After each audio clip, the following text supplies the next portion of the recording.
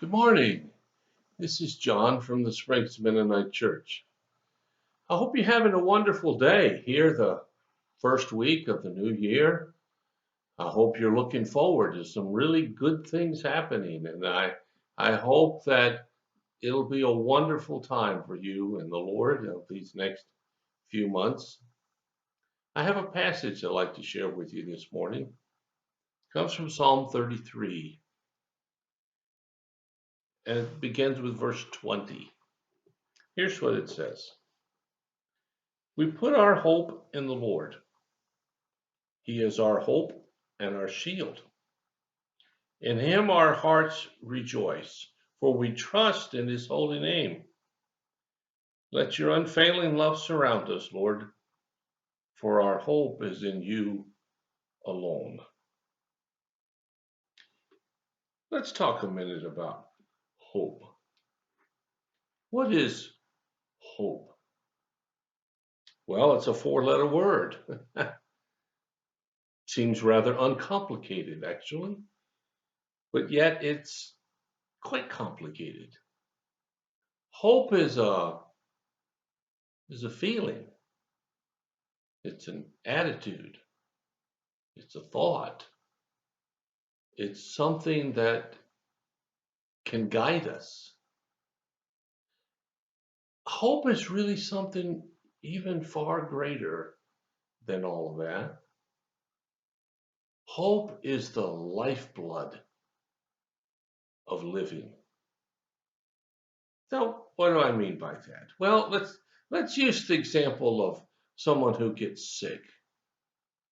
Even when the situation is fairly hopeless, most of the time the physician won't tell you that. Well, they'll use words that indicate it, but what they really do not want to convey is for you to think it's hopeless.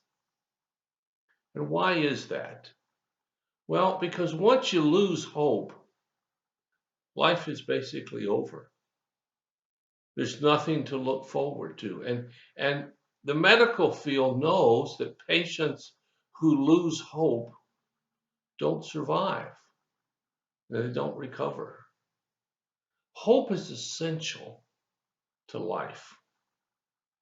Now, we don't really think of it that way. We probably don't think about it much at all most of the time.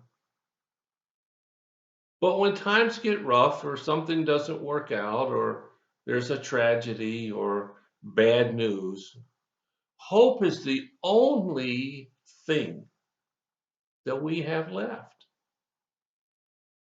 You know, when somebody gets really sick, there's almost nothing they can do about it.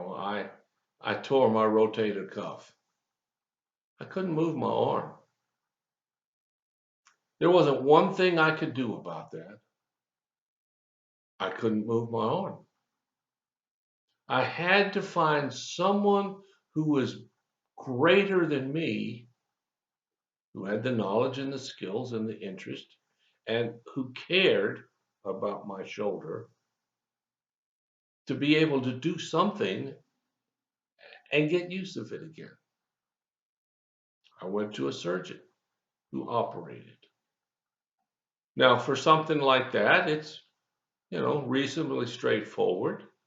Except he told me that a tear as large as mine, usually you don't get full use of your arm back. And it's been almost a year now since I injured my arm, and I don't have full use of it, but I keep getting a little more and a little more and a little more. You see, I have this hope that I'm going to gain full use of my arm. I'm not going to give up that hope, because if I give up that hope, then I will never have full use of my arm again. It's that simple. And the same is true about all of life. And that's what this passage is trying to communicate. Let's look at it again. We put our hope in the Lord. He is our help and our shield. So hope is tied to help, and a shield is tied to protection. Putting your hope in the Lord means that you are going to hope, it's a verb and a noun. We're going to hope that God will protect us. And it goes on to say, He is our hope and our shield. In Him our hearts rejoice, for we trust in His holy name. You see, you can hope in the wrong thing. Some people have their hope in their finances, that whenever something happens, they'll have enough money to fix it. And for some things that works, and for others it doesn't. Some people have hope in the political system, that somehow the politics will solve our problems. Some people have hope in their family. My family will never abandon me. And maybe they won't, but yet many do.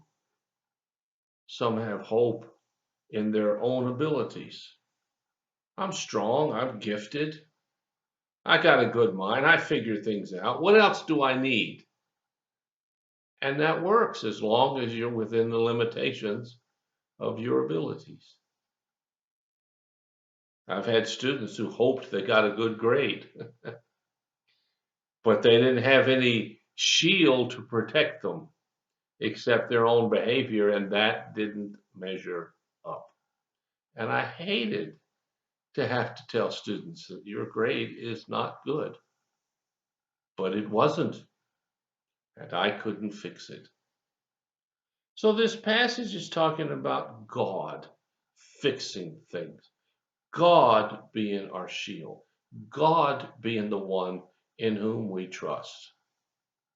And it says, you let your unfailing love surround us, Lord. God's love is unfailing. It will never go away. Doesn't matter what you do, doesn't matter what you say, doesn't matter what you don't do. Oh, sure, you might not be close to God, but He still wants to be close to you. It's sort of like a puppy, only better. Puppies want to be around you. They wag their tails, they wiggle their whole bodies, they jump on you, they want to lick you just because they want to be with you. You can be the worst person in the world, and a little puppy still wants to be around you until, of course, they find out that you really don't want them around. But God doesn't give in to what you don't want Him to do. He just does it anyway. He is the source of all of life. And it's important to know that, especially when something happens that we weren't expecting, when something changes that throws us for a loop. This psalmist says, I'm going to put my hope in the Lord because His unfailing love is always there and I can trust Him. How about you? Do you trust Him? Is your hope in Him? Does your life look like your hope is in Him? Well, I hope so. And if it doesn't, well, there's plenty of time to change. There's plenty of time to embrace His goodness and His grace that He reaches out to you with. So I hope you'll think about that. I hope you'll have a wonderful day. I hope that His hope will fill your heart in a special way. Thanks for listening. If you have a prayer need or a concern, let us know. We'll do everything we can as fast as we can to help meet your need. Until later, God bless you. I'll talk to you again.